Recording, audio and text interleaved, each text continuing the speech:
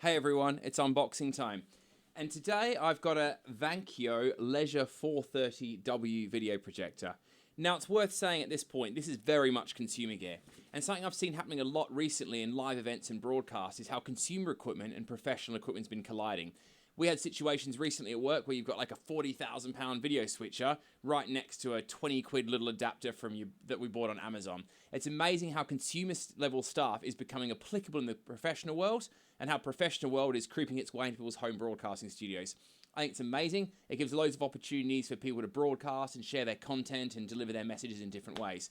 And this is a very good example of quite low-level consumer gear being potentially very useful for professional applications.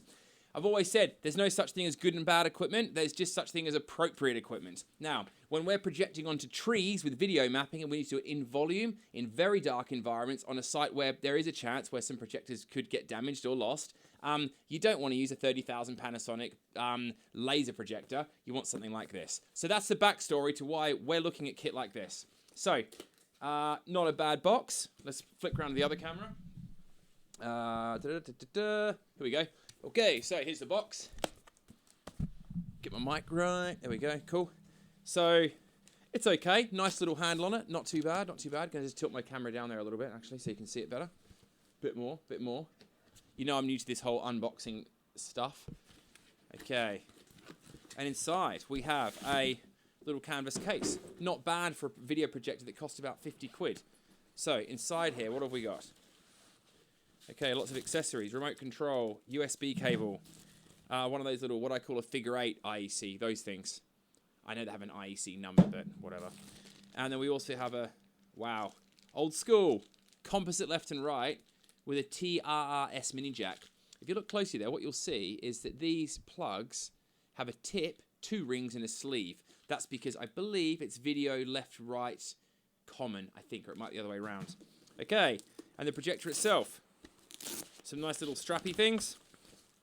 The projector's in a bag. So far, this is feeling pretty good. And it's certainly not feeling like the, whatever it was, 50 quid we paid for it. Okay, I've been congratulated because I've won a free gift card. I'm sure I haven't, but let's have a look later and see. I won't say no to a free gift card.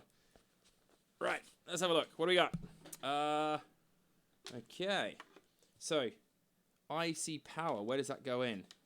So I'm looking for the power connector here. I'm not seeing it yet. It's got VGA, HDMI, a USB port. Here we go. Little black one just there. Gonna plug that in there. And now let's plug this into a 13 amp 4-way, which hopefully I've got around here somewhere.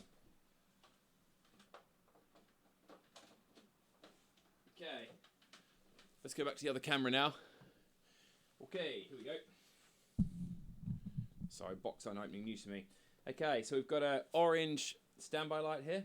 It's inviting me to press it, so I'm going to press it. I'm also going to take off the lens cap. Now, the optics inside here actually look pretty good, actually. It looks like it's a very large light source as well.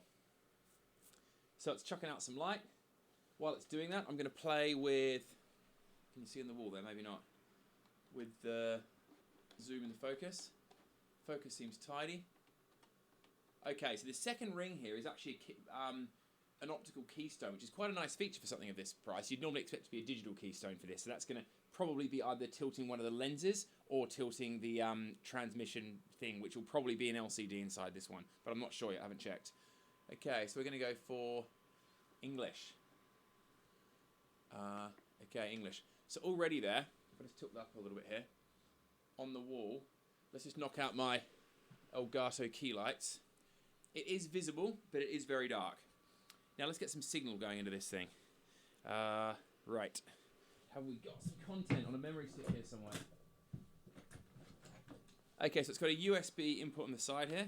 Just going to plug into there and see if that does anything.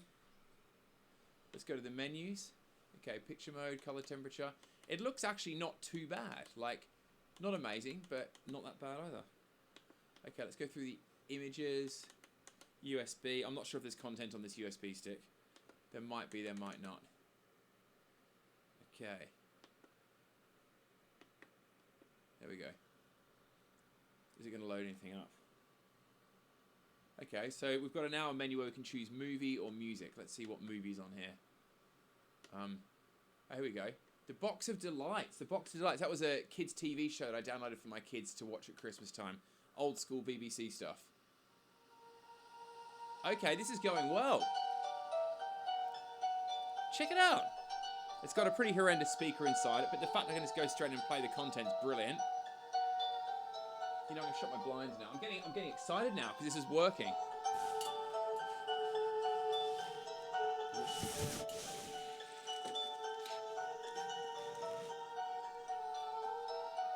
Okay, this is not bad. Not bad, I'd say. And while it's doing this, let's have a look at the menus and see what else we can do to it. So, picture mode. What can we do with that? Noise reduction, projector, director front, noise display.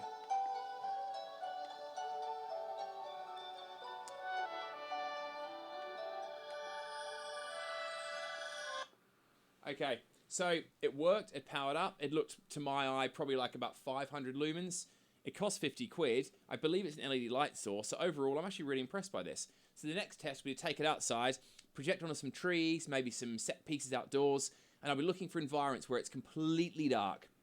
Something that's critical with low power projectors is getting the contrast between the projector brightness and the darkness. Even if you're using top end 30, 40,000 lumen projectors, if your ambient light level's high, you can never achieve darkness. So more important than projector brightness is achieving total darkness. I hope that makes sense. The most important thing is getting total darkness with projection. If there's ambient light and you can see a white screen, no matter how powerful your projector, you don't get the contrast. So it might be that this is actually really, really good for outdoor projection mapping on small scale trees or set pieces. Quite excited. I'll give it a run for its money and maybe we'll be buying 20 more of these things. Thanks for watching.